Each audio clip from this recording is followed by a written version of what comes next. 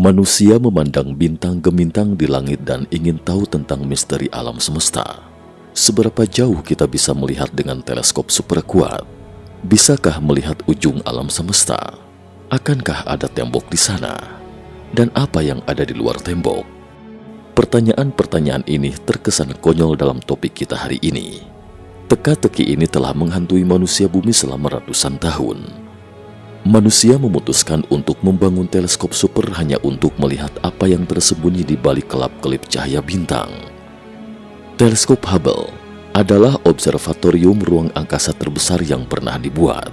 Dia membawa umat manusia ke kedalaman alam semesta yang misterius untuk pertama kalinya. Di sana ada dua yang tidak pernah kita ketahui.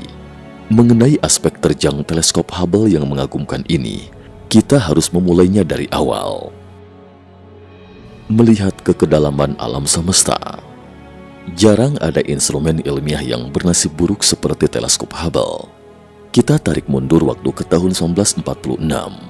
Astronom Lyman Spitzer, yang dikenal karena studinya tentang pembentukan bintang, menerbitkan sebuah makalah berjudul Astronomical Advantages of an Extraterrestrial Observatory. Inti dari makalah ini adalah membangun teleskop astronomi luar angkasa. Meskipun orang-orang merasa agak berfantasi, tapi ada dua sudut pandang dalam makalah dengan pengetahuan dan wawasan yang jelas dan menyeluruh. Pertama, luar angkasa dapat menyingkirkan gangguan atmosfer bumi terhadap cahaya bintang. Kedua, dapat mengamati panjang gelombang inframerah dan ultraviolet yang diserap oleh atmosfer. Artinya, kemampuan teleskop ruang angkasa akan jauh melebihi kemampuan teleskop berbasis darat, dan itu akan menjadi mata langit yang sebenarnya. Washington DC 1968. Kita kilas balik sejenak ke tahun 1968. Badan Penerbangan dan Antariksa Nasional NASA akhirnya memutuskan untuk membangun teleskop pemantul berdiameter 3 meter di luar angkasa setelah perdebatan yang panjang. Tetapi proyek ini berulang kali tertunda. Salah satu alasannya, teknologinya terlalu sulit. Kedua, menguras anggaran dana yang terlalu tinggi, sehingga proyek aktualnya harus menunggu 10 tahun kemudian atau pada tahun 1978. Kongres AS akhirnya menyetujui proyek tersebut, tetapi mengharuskan diameter teleskop yang semula 3 meter dikurangi menjadi 2,4 meter. Jangan remehkan 0,6 meter ini, karena bisa menghemat biaya hampir setengahnya. 1979, Connecticut AS. Kita kembali ke tahun 1979. Perkin Elmer, sebuah perusahaan teknologi optoelektronik, mulai membuat teleskop luar angkasa, komponen optik yang paling penting, lensa. Mereka menggunakan mesin poles yang dikontrol secara elektronik yang ekstrim rumit untuk memoles lensa. Pemolesan lensa berlanjut dari 1979 hingga Mei 1981. Karena teknologinya terlalu rumit, progres pemolesan jauh di belakang jadwal. Selain teleskop itu sendiri yang sulit dibuat, juga harus mempertimbangkan bagaimana menggunakan pesawat ulang-alik untuk mengirim benda raksasa seperti itu ke angkasa, sekaligus memastikan berbagai komponennya tidak rusak di bawah getaran kuat. Ini juga yang menguras otak para ilmuwan ketika itu. Produsen pesawat Lockheed juga jauh di belakang jadwal dalam transformasi pesawat ruang angkasa, sehingga NASA terpaksa harus menunda lagi jadwal peluncuran teleskop ruang angkasa. Setelah 5 tahun tertunda, teleskop dan pesawat ruang angkasa akhirnya berhasil digabungkan. Teleskop luar angkasa yang belum pernah ada sebelumnya ini diberi nama Hubble untuk mengenang astronom Hubble yang menemukan pergeseran merah yang memberi dukungan kuat pada teori Big Bang. Saat itu semuanya sudah siap, hanya tinggal menunggu waktu dan teleskop Hubble dijadwalkan diluncurkan pada Oktober 1986. Para pecinta astronom di seluruh dunia sangat menantikan momen ini. Tapi sayangnya, harapan tidak sesuai keinginan. Pada 28 Januari 1986, ini adalah hari yang menyedihkan dalam sejarah kedirgantaraan dunia. Pesawat ulang-alik Challenger tiba-tiba meledak 73 detik kemudian setelah lepas landas, menewaskan ke-7 astronot. Kecelakaan itu menghentikan semua proyek yang dijadwalkan akan diluncurkan menggunakan pesawat ulang-alik termasuk teleskop luar angkasa Hubble. Semua komponennya terpaksa disimpan di ruang murni tanpa debu dalam kategori berbeda. Waktu untuk peluncuran ulang pun menjadi tidak terbatas. Para astronot yang semula dijadwalkan memasang teleskop Hubble di luar angkasa terpaksa berlatih secara berulang di dalam air. Pelatihan ini terutama untuk mensimulasikan lingkungan bebas gravitasi di luar angkasa. Meskipun ada gravitasi di dalam air, tapi itu jauh lebih kecil daripada di permukaan. Setelah sekitar 3 tahun kemudian, pada 24 April 1990, akhirnya momen untuk meluncurkan kembali teleskop Hubble pun tiba. Diiringi deru api pesawat, terlihat teleskop besar yang menempel di perut pesawat ulang-alik Discovery. Pesawat ulang-alik membawa Hubble keluar angkasa 640 km dari permukaan bumi. Dari 24 hingga 29 April, 5 astronot akhirnya berhasil memasang teleskop dengan cermin utama setinggi 2,4 meter, panjang sekitar 16 meter, dan berat sekitar 11 ton di luar angkasa. Sudah 46 tahun lamanya sejak Spitzer mengusulkan konsep teleskop ruang angkasa hingga akhirnya Hubble dimasukkan ke orbit. Pada 20 Mei 1990, Hubble membidik gugus bintang terbuka NGC 3532. Giroskop diaktifkan, memotret dengan fokus stabil, kemudian mengirim gambar pertamanya kembali ke bumi.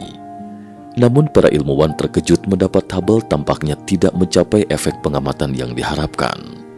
Selanjutnya gambar demi gambar pun dikirim ke bumi, tapi orang-orang semakin kecewa karena gambar-gambar yang dikirim Hubble tampak buram dan tidak jelas. Beberapa di antaranya bahkan terlihat adanya lingkaran cahaya yang aneh. Ini menunjukkan bahwa ada yang tidak beres dengan Hubble, seperti mengidap miopia tinggi dan tidak bisa melihat dengan jelas sama sekali. Setelah diselidiki lebih lanjut, para ilmuwan akhirnya menemukan sebabnya. Masalahnya terletak pada cermin utama yang dibuat oleh Perkin-Elmer. Para ilmuwan menemukan lensa pada teleskop tersebut bergeser sebanyak 1/50 ketebalan rambut manusia. Kesalahan kecil inilah yang membuat kemampuan pengamatan Hubble 20 kali lebih rendah daripada yang telah dirancang sebelumnya. Ilmuwan NASA berusaha mencari solusinya.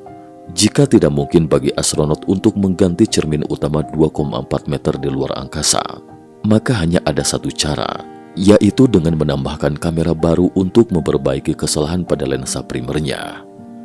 Pada Desember 1993, ketika Hubble berada di orbit selama 3 tahun, misi perbaikan pertama secara resmi dilakukan. Ini adalah tugas pemasangan yang sangat rumit. Tujuannya adalah untuk memperbaiki kesalahan 2 mikron. Sebuah tugas yang sulit untuk diselesaikan di bumi, apalagi di ruang angkasa di mana tidak ada gravitasi sama sekali. Untuk menyelesaikan perbaikan ini, para astronot kembali menjalani pelatihan yang melelahkan selama 11 bulan di kolam sambil menghadap replika Hubble. Ini juga merupakan misi yang tidak boleh gagal. Jika gagal lagi, Kongres dan publik akan kehilangan kepercayaan pada Hubble dan tidak akan ada lagi anggaran tambahan untuk Hubble. Dengan demikian, teleskop luar angkasa Hubble pun akan sepenuhnya menjadi produk yang gagal. Dari tanggal 2 hingga 13 Desember 1993, 7 astronot merasakan perjalanan yang tak terlupakan di luar angkasa.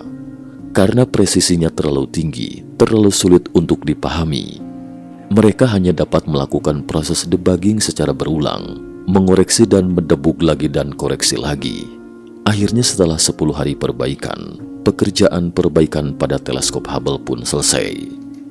Pada Januari 1994, para astronom yang gelisah mengerahkan Hubble ke Messier 100, galaksi terbesar dan paling terang di gugus galaksi Virgo, memotret foto berikutnya. Hubble kemudian mengirim foto itu kembali ke bumi. Ini adalah foto menakjubkan yang indah. Orang-orang nyaris tidak percaya dengan penglihatan mata mereka ketika melihat foto itu. Ini adalah galaksi spiral berdesain agung yang luar biasa. Jaraknya sekitar 55 juta tahun cahaya dari bumi, dengan diameter sekitar 107.000 tahun cahaya, dan ukurannya 60% dari Bima Sakti. Dalam gambar 2 lengan spiral Messier 100 tampak terlihat erat. Pusat galaksi di tengah bersinar terang, berisi ratusan miliar bintang yang terbakar seperti matahari. Foto ini tampak begitu jelas. Tidak diragukan lagi, teleskop ruang angkasa adalah satu-satunya cara bagi umat manusia untuk mengamati alam semesta, dan Hubble akhirnya berhasil. Setelah sukses dengan misinya, Hubble mengalihkan pandangannya ke M87, sebuah galaksi elips yang berjarak 50 juta tahun cahaya dari bumi. Inti galaksi ini memancarkan semburan plasma energi tinggi yang sangat besar yang membentang sejauh 4.900 tahun cahaya. Materi apa sebenarnya yang bisa memancarkan energi sebesar itu? Hubble menghabiskan banyak waktunya untuk terus mengamatinya.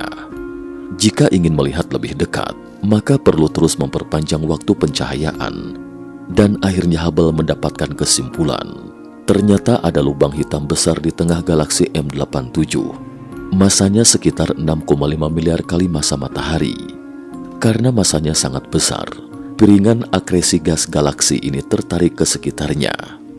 Ketika gas dalam piringan akresi jatuh ke lubang hitam, energi akan dilepaskan dalam bentuk radiasi elektromagnetik, yaitu memancarkan cahaya yang sangat terang.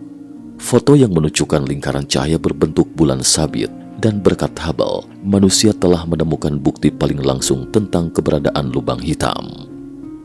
Adapun pancaran plasma itu mungkin energi yang dieksitasi oleh lubang hitam besar saat melahap lubang hitam kecil. 2 bulan kemudian, komputer NASA memperkirakan komet Shoemaker-Levy 9 akan pecah menjadi beberapa bagian karena gravitasi Jupiter yang kuat ketika berjarak 40.000 km dari permukaan Jupiter. Dan pada pukul 12.15 tanggal 16 Juli 1954 menabrak belahan selatan Jupiter.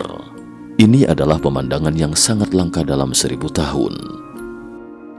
Hubble segera mengalihkan pandangannya ke tata surya dan fokus pada pemandangan spektakuler dari tabrakan komet Jupiter di galaksi kita. Pada tanggal 18 Juli, puing-puing G atau pecahan-pecahan dari komet Shoemaker-Levy 9 menabrak Jupiter, membentuk bekas tumbukan terbesar di Jupiter dengan diameter sebesar bumi. Orang-orang tidak bisa tidak berdecak kagum akan keajaiban penciptaan. Tanpa perlindungan Jupiter, bumi akan telah ditabrak asteroid berkali-kali sejak lama dan mustahil akan muncul kehidupan. Pada 1 April 1955, Hubble menangkap gambar yang mungkin merupakan citra paling terkenal dari masa layanannya, yaitu Messier 16 atau M16 atau sering disebut juga Nebula Elang atau NGC 6611. Kolom gas berbentuk menara besar membentang sekitar 9,5 tahun cahaya dari nebula. Pilar-pilar yang menculang itu sebenarnya adalah debu dan gumpalan gas padat yang mengandung sekitar 460 bintang. Mereka baru berusia 1 hingga 2 juta tahun. Ini adalah tempat lahirnya bintang-bintang. Para astronom menamakan struktur kosmik maha besar ini sebagai pilar penciptaan. Hubble telah menangkap keindahan kosmik. Ini adalah pemandangan yang belum pernah diamati oleh manusia. Waktu kita tarik mundur ke tahun 1996. Direktur Hubble saat itu, Robert Williams, membuat keputusan yang berani menggunakan teleskop untuk hal yang sangat berbeda. Dia ingin menguji kemampuan observasi Hubble yang paling ekstrim, melakukan yang terbaik untuk melihat ke suatu tempat di langit malam, untuk melihat apa yang bisa dia lihat. Robert Williams menuturkan, "Saya hanya ingin tahu seberapa jauh Hubble bisa mengamati." Jadi Hubble mengarahkan pandangannya ke salah satu wilayah tergelap di langit dekat bintang bidu, mengabadikan 342 foto secara kontinu selama 10 hari. Setelah memproses sinyal noise acak dengan mengumpulkan data exposure, kita melihat gambar seperti ini. The Hubble Deep Field, yaitu gambar wilayah kecil di konstelasi Ursa Major. Lingkaran kecil yang rapat di dalam foto itu semuanya adalah galaksi, benda langit raksasa seperti Bima Sakti kita. Tak disangka foto ini ternyata berisi lebih dari 1.500 galaksi besar dan kecil dari berbagai tahap. Dari foto inilah, para ilmuwan berspekulasi bahwa ada sekitar 200 miliar galaksi di alam semesta kita yang dapat diamati. Bagaimana dapat menggambarkan maha besarnya alam semesta itu hanya dengan satu kata takjub? Waktu beralih ke 11 Februari 1957. Hubble telah bekerja secara kontinu di angkasa selama 7 tahun. NASA melakukan misi pemeliharaan kedua terhadapnya. Dalam perbaikan kali ini, Hubble dipasangi kamera inframerah dekat, multi-object spectrometer (NICMOS), dan spektograf pencitraan teleskop luar angkasa. Fitur Hubble berubah dan kemampuan pengamatannya telah meningkat secara signifikan. Kali ini ia akan menelusuri materi yang lebih hebat, materi gelap. Dengan mengukur jarak sejumlah besar supernova, para astronom dapat menghitung tingkat ekspansi alam semesta. Pada September 1998, Hubble akhirnya memperoleh bukti awal tentang percepatan ekspansi alam semesta. Ini menunjukkan bahwa alam semesta memang mengandung massa besar yang belum dipahami manusia, yaitu materi gelap. Lira di belahan bumi utara, nebula cincin berjarak 2000 tahun cahaya dari bumi dan memiliki lebar sepanjang 1 tahun cahaya. Nebula ini terbentuk pada 4000 tahun yang lalu, ketika sebuah bintang yang bermassa beberapa kali massa matahari mati karena kehabisan bahan bakar nuklirnya. Bintang kemudian membengkak menjadi raksasa merah besar dan kemudian mulai melepaskan lapisan terluar yang berupa gas dan runtuh ke dalam inti hingga menjadi bintang kerdil putih. Kuatnya sinar ultraviolet yang memancar dari bintang memanaskan gas di sekitar bintang dan mengakibatkannya bersinar. Pada 13 November 1959, komputer di pusat kendali bumi tiba-tiba menunjukkan bahwa 4 giroskop Hubble tidak berfungsi secara bersamaan. Komputer segera menempatkan Hubble ke mode aman. Hubble memiliki total 6 giroskop, tetapi setidaknya 3 diperlukan untuk mengarahkan dan mengamati secara akurat. Ini adalah pukulan fatal, dan Hubble tidak bisa lagi bekerja secara optimal. Dalam keputusasaan, pesawat ulang-alik Discovery kembali diluncurkan sebulan kemudian. Para astronot mengganti ke-6 giroskop dan memasang komputer baru untuk Hubble. Setelah instalasi selesai, pembidikan Hubble jauh lebih akurat dan stabil. Pada 3 Mei 2000, para astronom mengumumkan bahwa mereka akan menggunakan Hubble untuk mencari hidrogen yang hilang di alam semesta. Ini adalah topik yang sangat penting. Menurut teori Big Bang, sejenis atom hidrogen seharusnya dihasilkan selama Big Bang, tetapi tak pernah ditemukan di alam semesta, seakan telah hilang secara misterius. Hubble menggunakan kamera inframerah dekatnya yang kuat dengan keunggulannya di luar atmosfer bumi untuk mengamati cahaya kuasar yang menembus awan gas. Para ilmuwan terkejut menemukan bahwa filamen gas hidrogen yang sebelumnya tidak terlihat berpindah antar galaksi di seluruh alam semesta, seperti serangkaian saluran kosmik. Hubble lagi-lagi menyumbangkan kontribusi baru. Hidrogen yang memenuhi seluruh alam semesta sekali lagi menegaskan kebenaran teori Big Bang. Bisakah manusia melihat lebih dalam ke alam semesta? Apalagi yang bisa disaksikan Hubble dengan perangkat barunya? Dari 24 September 2003 hingga 16 Januari 2004, Hubble secara total mengelilingi bumi 400 kali, hingga akhirnya mengabadikan pemandangan kosmik terjauh dengan total waktu yang setara dengan rana lambat 113 hari. Ini juga merupakan alam semesta terdalam yang pernah kita lihat. Foto ini disebut Hubble Ultra Deep Field, yaitu sebuah gambar dari wilayah kecil angkasa di rasi bintang Fornax. Foto itu berisi 5.000 galaksi. Di antaranya galaksi yang terjauh ini terbentuk pada 13 miliar tahun silam. Orang-orang seakan telah melakukan perjalanan lorong waktu, dapat melihat gambar-gambar kuno 800 juta tahun kemudian setelah Big Bang. Pada tahun 2004, Hubble yang seharusnya melakukan peningkatan kelima terpaksa dibatalkan karena kecelakaan pesawat ulang-alik Columbia pada tahun 2003. Columbia hancur di udara saat memasuki atmosfer bumi, menewaskan 7 astronot terbaik NASA. Kecelakaan ini membuat NASA menyadari bahwa faktor keamanan pesawat ulang-alik terlalu rendah dan sebisa mungkin mengurangi peluncuran, mencari alternatif penerbangan luar angkasa baru. Pada 31 Agustus 2005, hanya 3 dari 6 giroskop Hubble yang tersisa. Hubble tidak dapat diperbaiki tanpa pesawat ulang-alik. Pusat kendali mau tidak mau harus mematikan giroskop ketiga, memungkinkan Hubble beroperasi dalam mode 2 giroskop yang terbatas. Namun tidak ada yang menyangka, Hubble yang bekerja dengan perangkat terbatas ternyata berhasil mengamati bukti langsung dari materi paling misterius di alam semesta setahun kemudian, yaitu materi gelap. Wilayah biru dalam foto klaster bulat yang terkenal ini menampung sebagian besar massa dari 2 gugus galaksi. Inilah wilayah tempat materi gelap misterius berada. Menurut ilmuwan, materi gelap menyumbang 85% dari total materi di alam semesta. Tetapi pada tingkat pengetahuan manusia saat ini, masih belum bisa mengetahui unsur apa sebenarnya yang membentuk materi gelap. Karena nyawa para astronot adalah yang paling berharga, NASA tidak bisa membiarkan para astronot mempertaruhkan nyawa mereka untuk memperbaiki Hubble di angkasa. Jadi NASA mulai membahas rencana untuk meninggalkan Hubble.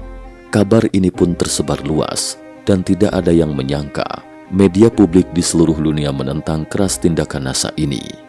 Hubble tidak hanya sekedar perangkat luar angkasa, tapi lebih seperti utusan alam semesta seluruh umat manusia, adalah mata planet biru kecil kita untuk menjelajahi alam semesta. Waktu kita tarik mundur ke tahun 2006, administrator baru NASA Michael Gervin mengadakan konferensi pers. Di bawah tekanan yang sangat besar, dia memerintahkan dimulainya kembali misi pemutakhiran pada perbaikan Hubble yang terakhir. Tepuk tangan meriah seketika bergemuruh di ruang konferensi begitu mendengar keputusannya. Hubble telah banyak menemukan keajaiban alam semesta, sehingga orang-orang merasa sayang jika Hubble dipensiunkan. Para astronot kembali terjun ke kolam untuk pelatihan. Perbaikan terakhir harus dipastikan berlangsung sesuai harapan. Setelah 3 tahun persiapan yang cermat, pesawat ulang-alik Discovery kembali diluncurkan ke angkasa pada tahun 2009. Selama 10 hari misi perbaikan, Hubble dipasangi peralatan kamera baru, mengganti baterai lama yang telah berusia 19 tahun, dan 6 giroskop baru dengan presisi lebih tinggi, serta sistem panduan ruang baru. Ini adalah pemandangan terakhir sebelum meninggalkan Hubble. Dan sejak itu manusia tidak mungkin lagi ke angkasa untuk membantu Hubble. Pada tanggal 31 Mei 2012, dari hasil pengamatan Hubble, para astronom mengumumkan bahwa bima sakti kita akan bertabrakan langsung dengan galaksi Andromeda dalam waktu sekitar 4 miliar tahun kemudian, hingga akhirnya kedua galaksi akan bergabung menjadi satu galaksi. Namun apakah tata surya masih bisa eksis setelah gangguan besar ini? Tidak ada yang bisa memberikan jawaban. Pada 3 Maret 2016, Hubble kembali mengirimkan kabar yang mengejutkan. Hubble memusatkan pandangannya ke kedalaman alam semesta yang lebih jauh. GNZ11, galaksi terang yang baru lahir ini ketika itu terlihat 13,4 miliar tahun di masa lalu, hanya 400 juta tahun setelah Big Bang atau ledakan besar. Ini adalah momen terdekat dengan Big Bang yang telah diamati sejauh ini. Pada Juni 2018, sebuah bintang aneh ditemukan oleh para astronom. Orbitnya tampak ganjil. Pada 27 Juni ketika itu, Hubble mengalihkan pandangannya dan mengunci benda angkasa ini. Tetapi secara tak terduga benda angkasa ini mempercepat laju orbitnya. Setelah diamati lebih dekat, wujudnya terlihat seperti cerutu. Hubble merekam secara detail gerakan benda angkasa yang terus bergulir ini. Ini benar-benar menggulingkan pengetahuan kita di masa lalu. Para ilmuwan menamai objek tersebut Oumuamua, yaitu objek antar bintang. Oumuamua bukan produk tata surya. Ia berasal dari galaksi lain. Ini juga merupakan objek antar bintang pertama yang diketahui melewati tata surya. Apa itu Oumuamua? Apakah pesawat luar angkasa yang lepas kendali? Para astronom belum bisa memberikan jawabannya. Setelah memasuki tahun 2021, kualitas pengamatan Hubble menurun drastis. Secara otomatis masuk ke mode aman 3 kali setahun. Hubble yang berusia 31 tahun sudah sangat tua.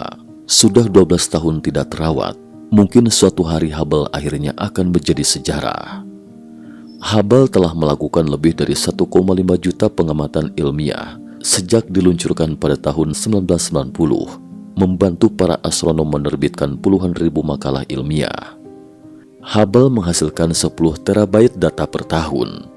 Saat ini, Total data yang disimpan lebih dari 300 terabyte, jauh melampaui volume data Perpustakaan Nasional AS, merupakan instrumen ilmiah paling produktif dalam sejarah. Gambar yang diambil oleh Hubble tidak memiliki batas antara negara dan ideologi. Tidak ada perbedaan bahasa atau budaya dalam bidang penglihatannya. Siapapun dapat melihat gambar-gambar ini secara gratis. Gambar-gambarnya spektakuler dan sederhana. Ini mengingatkan kita betapa kecilnya manusia di alam semesta maha luas yang penuh dengan misteri. Hubble adalah produk dari puluhan ribu ilmuwan dan ratusan ribu insinyur. Ia mencerminkan keinginan kita yang tiada henti untuk menjelajahi segala sesuatu yang belum atau tidak diketahui. Keinginan inilah yang mendorong Hubble terus bergerak maju, dan maju lagi sampai memperluas medan penglihatannya hingga 13,4 miliar tahun cahaya. Cukup sekian dulu topik kita hari ini. Terima kasih atas perhatiannya.